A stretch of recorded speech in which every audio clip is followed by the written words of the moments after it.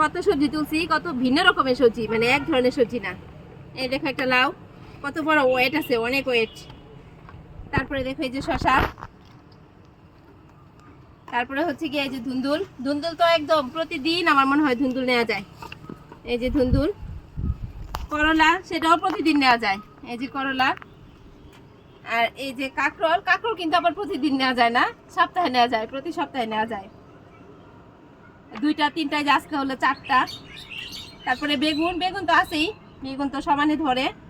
তারপরে আছে হচ্ছে পটল, এই যে দেখো পটল, আরও আছে 6টা পটল তুলতে পারছি আজকে। তারপরে আছে ঢেঁড়স, তারপরে আছে হচ্ছে বরবটি, বরবটি। তারপরে আছে হচ্ছে করলা, ও করলা তো বলছি, করলা। কতগুলো সবজি, মানে কত ভ্যারাইটিস রকমের সবজি, কি ভাল লাগে না? কোনো পরিশ্রম না, সবজি একটু পরিশ্রম করলে, একটু যত্ন নিলে এত সুন্দর সুন্দর সবজি ছাদ বাগান থেকে নেওয়া যায়।